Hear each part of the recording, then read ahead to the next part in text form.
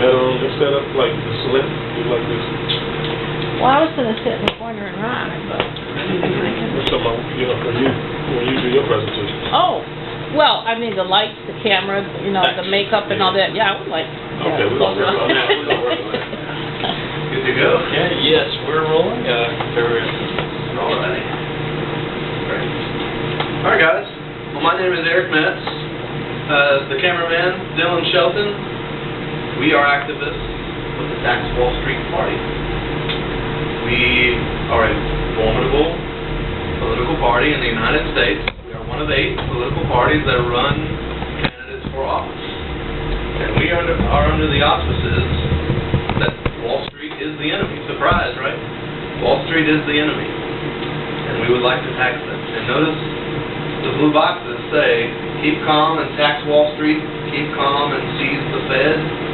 Notice it doesn't say, keep calm and fight Mexican illegal immigrants, keep calm and fight abortion, keep calm and fight for your gun rights. All those are very indispensable to some degree, but right now, given the economic and geopolitical strategic situations of the day, they are wedge issues, and we are called to focus on getting out of the current world depression. Our presentation tonight is entitled Bringing Jobs Back, Rebuilding America, the program in which I am going to try and present to you guys today.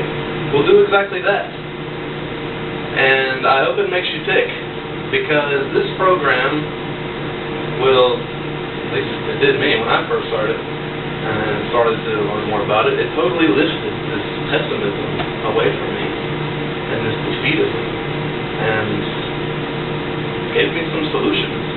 Not just the problems, not just the bad stuff, but a way out.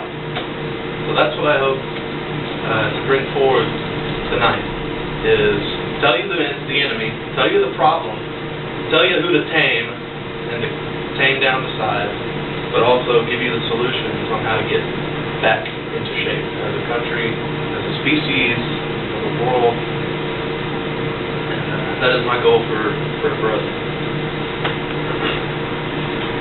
These are our party leaders: Webster Tarpley, tremendous historian, author, very tremendous political activist, and basically one of the people that has taught me this system. He is responsible for forming the UFAA, the United Front Against Austerity. We are unabashedly, unequivocally against austerity. Austerity just being a intellectual, sophisticated word for cuts to Medicaid, Medicare, food stamps, all the different social programs. We are absolutely against that. In a world of trillions and trillions, trillions and trillions going to bankers, Wall Street, we are absolutely against it. So he and Daniela Walls, the chairwoman of the Tax Wall Street Party, also another tremendous activist, doing tremendous efforts every single day to get this party, to get this organization, this system, this ideology off the ground and within the public zeitgeist. And as you can tell, we are in the public zeitgeist. We are not too obscure. Russia Today, Press TV, Fox News, Webster has appeared on all of these. He's also appeared on CNN, various other news networks and alternative media networks. So we try and foist these ideas into the public sphere as much as we can. And they are certainly tremendous leaders. And that's just it. We need leaders. We need leaders. If not you, who? If not now, when? Get active or get radioactive. These are some of our favorite slogans. These are some of the most formidable members of our organization. Silver Springs, Maryland, with Webster. Webster's giving a 3-day econothon. We called it an econothon, an economics marathon, if you will, where Webster got up 3 days in a row, literally in a row, and basically taught you guys what I'm trying to encapsulate in a half hour, 45 minutes. So, no pressure.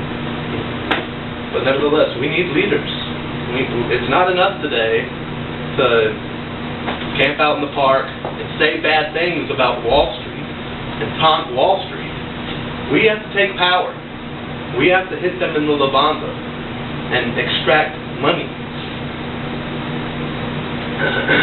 So if not you, who? If not now, when? We are under the auspices that we need leaders. And we need leaders to fight the world economic depression. Despite what the pundits, the politicians are telling us, despite the official, quote-unquote, official unemployment numbers are today, despite where the markets are today, we are absolutely in a world economic depression, and it's getting worse, and we need to get out of it. Because if we have prolonged unemployment, prolonged immiseration, we're going to see death on a mass scale. And I'm not here to scare you. There's enough fear porn out there for you to soak up. I'm not here to scare you. But if we don't have the right administrative measures to get out of this, there's going to be death. And we intend on fighting this depression with the American system of political economy. Now, show of hands, who has heard of the American system of political economy? Dylan, Brendan, you guys have. Well, there's a reason you guys haven't heard of it. Well, it works. It works. It's the best. It works. It's not perfect, but it works.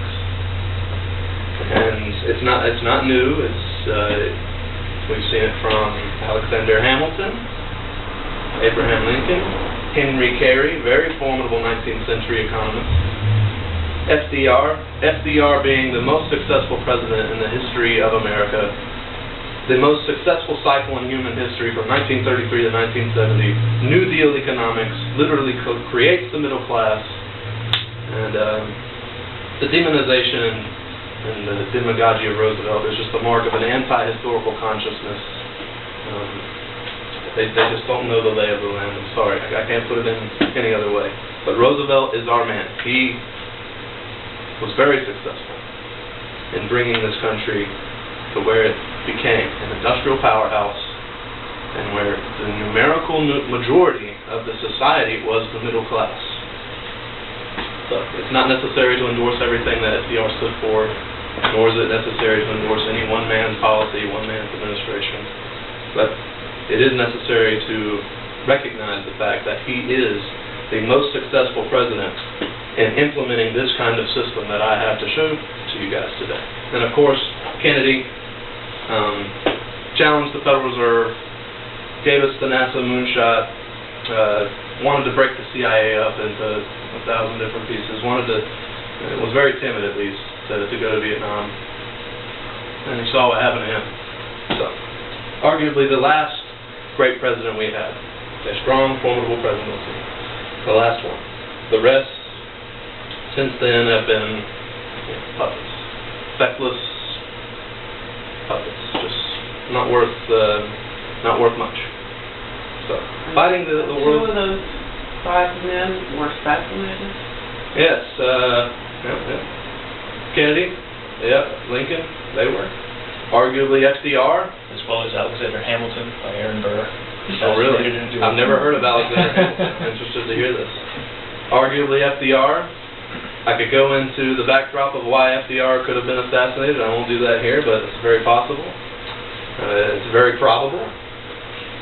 But anyway, fighting the world economic depression with the American system of political economy. Now, the enemy. How to tame the beast. Who pays for the depression? We're in a depression. Who's going to pay for it? Well, surprise, Wall Street's going to pay for it. We demand that Wall Street pay for it. They're the reason we're in this situation, by and large. There's other actors and players involved, but by and large, it's finance capital, the finance oligarchs. Wall Street is the enemy. So, don't just camp out in the park and taunt them. Take power and tax them. A Wall Street sales tax. Every time you and I buy food, shoes, a product, anything in the marketplace, we pay 6 to 12% in sales tax depending on what state you're in. But when yuppies at the tip of Manhattan or anywhere else in America buy millions of dollars worth of derivatives contracts and stocks and bonds and they speculate their butts off, they don't pay a dime. So that essentially means that we have a government subsidy for speculation and a government regressive tax on necessities and things that people need and use and want. This is absolutely backwards. Unbelievably backwards. And it's very hard to believe that the American people have not noticed this. Because it's been going on since 1966.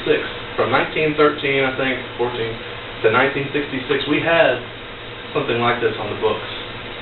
Where transactions on the exchange, speculative transactions, speculative turnover, change of ownership was taxed. Ever since then, not taxed. So, check out the chart at the bottom.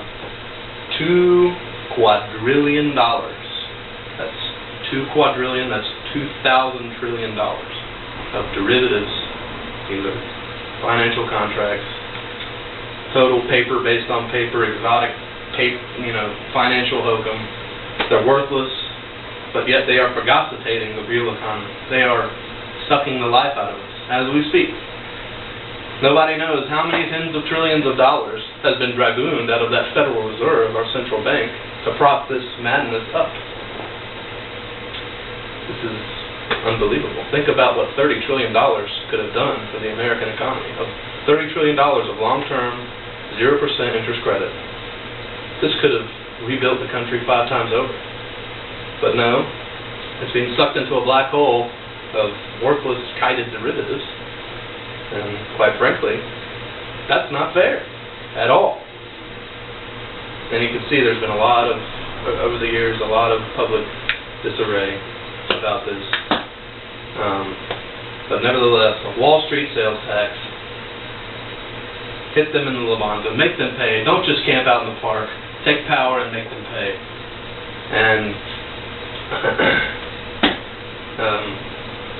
the amount of revenue that this would generate is altogether formidable.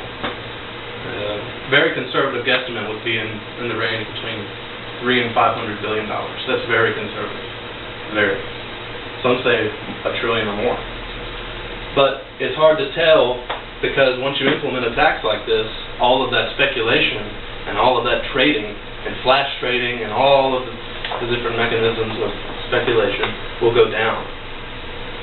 It would cool off the trading, cool off the speculation, so there obviously wouldn't be so many quadrillions of turnover. I failed to mention there's $2 quadrillion of derivatives around the world. It's about $600 to $700 trillion of derivatives just here in this country.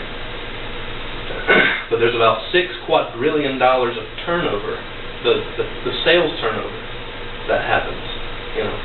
So you put a 1% tax on $6 quadrillion. Well, yeah, $60 trillion. But obviously, we're not going to get $60 trillion of revenue because that action and that speculation will seriously calm down because these yuppies will suddenly learn that they can make the kind of money that they used to make with a 1% sales tax. So it's hard to guess how much revenue it would bring in, but it's most definitely in the hundreds of billions. But the main goal of this kind of tax, of this kind of policy, is not necessarily revenue, as formidable as that might be. It's mainly to strip political power away from them. We have to get finance capital out of our government. They're buying off our politicians like they're buying bubble gum at the candy shop. And it's not right. These people are speculative-minded, they're incompetent, and I failed to mention, if you haven't noticed, we have a decadent, degenerate, megalomaniac ruling class. Their priorities are not set with yours and mine. Their priorities are not with what is conducive for the rising standards of living of all of us. Their priorities is something totally, revolves around stuff that's totally different. And this kind of tax is meant to strip their political power away from them so they can't buy off our government. So, a sales tax paid on stocks, bonds, derivatives, futures, options, indices, over-the-counter derivatives, foreign exchange, not people who are traveling, and changing in their dollars for yen, but people who speculate on the foreign exchange markets, treating our currencies as commodities in and of themselves. All this has got to be taxed, 1%. The proceeds of this tax should be split between federal and state governments to fund social obligations. Remember, we're anti-austerity, so we need taxes. This is the best one. to fund these social obligations in the middle of the Depression. Public payrolls, pensions, public infrastructure. This tax can go to fund numerous things. Things that are conducive for everybody.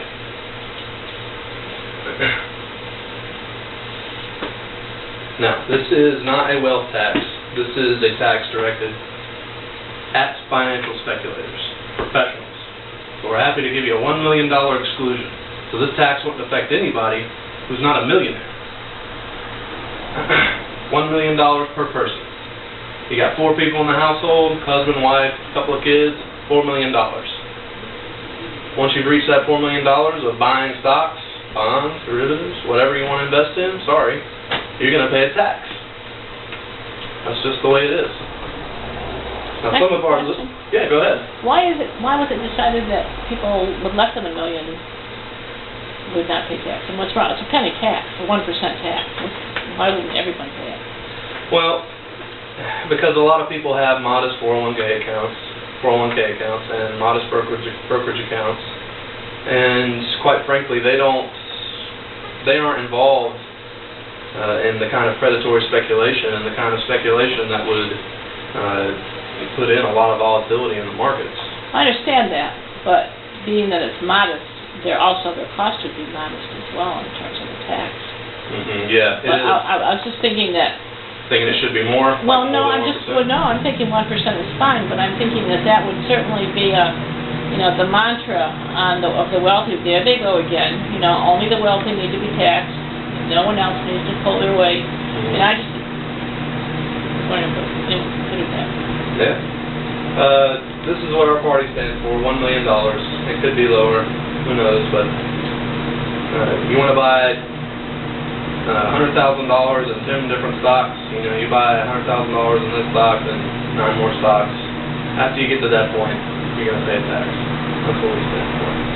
Could be lower, could be higher, but it's a round number. We chose it. But like I said, it wouldn't affect the low-income people. It wouldn't affect anybody that has a modest brokerage account, 401k account, just financial professionals. Financial re-regulation. We have to end all bailouts of banks, financial institutions, claw back the bailout money that was given or lent to financiers, abolish the notion of too big to fail, end all the foreclosures, make the banks eat the losses, don't kick people out of their homes in the middle of the Depression. That's absolutely wrong. The Wall Street banks, Goldman Sachs, JP Morgan Chase, Morgan Stanley, Citibank, others, they must be seized by FDIC, the Federal Deposit Insurance Corporation, and put through Chapter 7 liquidation, and have their exotic derivatives at least eliminated. And I'm going to go over some of the derivatives that need to be banned and eliminated and triaged. Literally, you hit the shred key on the computer and you ban them. It's not clear if these mega banks will survive as a result of this tax. They may fall into bankruptcy.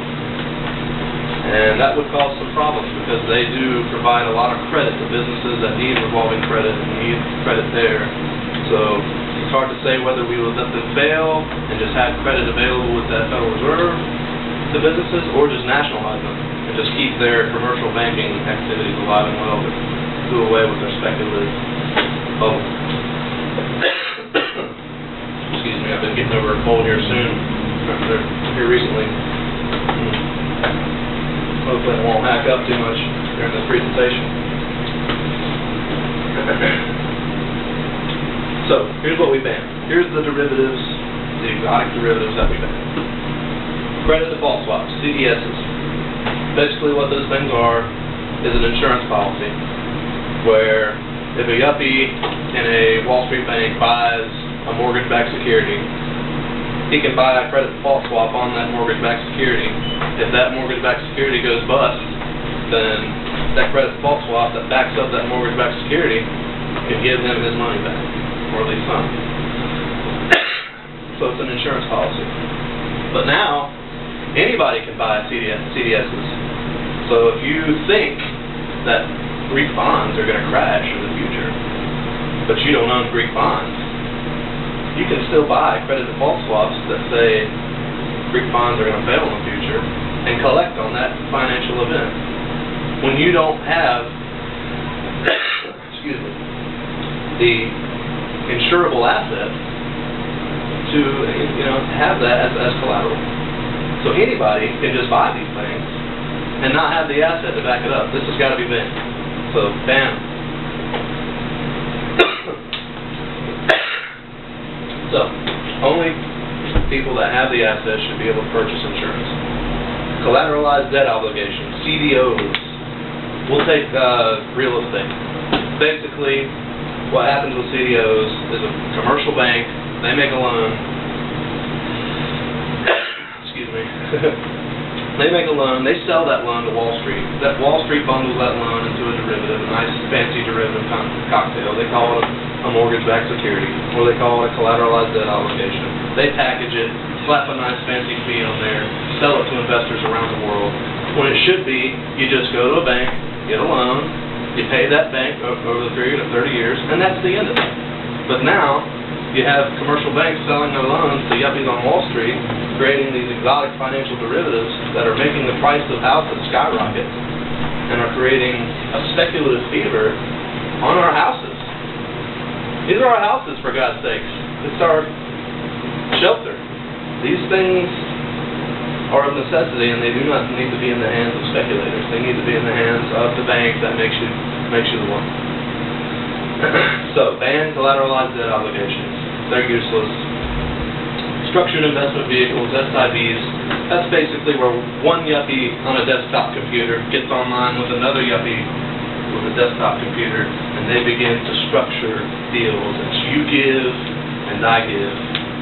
You give me bonds quoted on the Tokyo Exchange, and I give you the London, interbank rate, and so on and so on. And that can go on for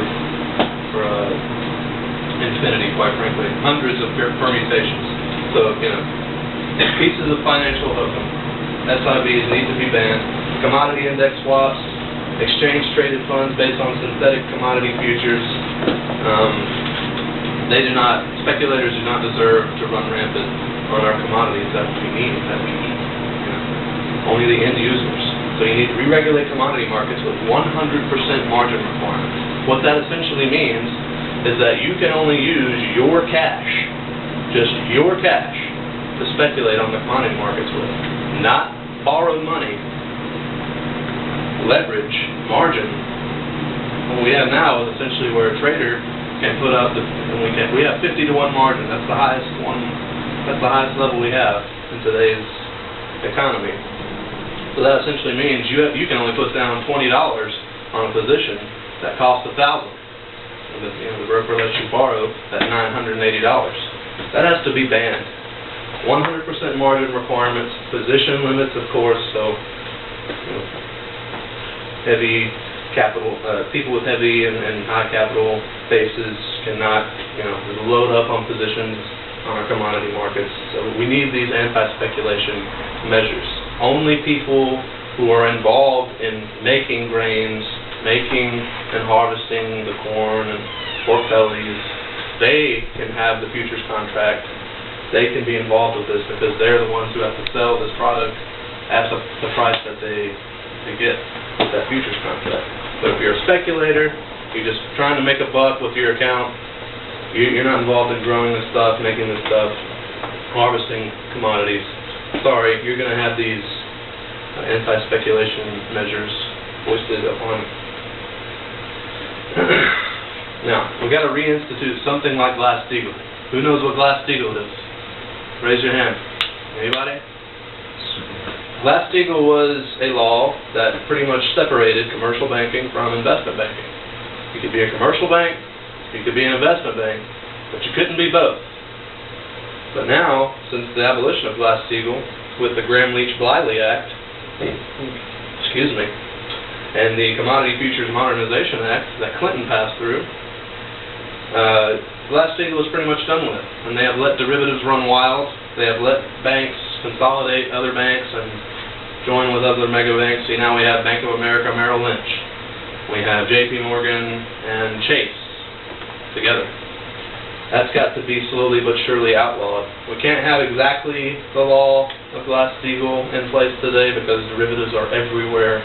The system is malignant, and derivatives are ubiquitous. They're everywhere, and we can't have exactly the Glass-Steagall law that we used to have, but we can make our way there. Surely, and slowly but surely. Set a 10% maximum rate on interest on credit cards, payday loans. It's absolutely ridiculous that companies can charge over 20% on your interest for your credit cards. That's usurious, genocidal in my opinion. It's absolutely immoral. You got to restore those laws. We had it before in the early 80s, late 70s, somewhere around there. We can go through it again. Restore state and federal anti-usury laws and ARM mortgages, adjustable rate mortgages, and restore individual Chapter 11 bankruptcy laws, of course. Got free trade? You betcha we do. And people are sick of it, whether they know it or not. People are sick of it. And it's enough already. It sounds sexy, doesn't it? Free trade, free market, freedom, America. But as we see, this illustration clearly defines for us that it's just a giant sucking sound. Anybody who promotes free trade, whoever the infamous they are, they always say, relax, the capital, you open up your markets, the capital just comes flooding in. And every time, it goes flooding out. It goes flooding out every time to meet the lowest bidder. And that's what essentially has happened with free trade policies such as NAFTA, GATT. There's been a number of them. We got the Trans-Pacific Partnership coming up. If you haven't read up on that, you need to. And it's basically, like I said, a giant sucking sound.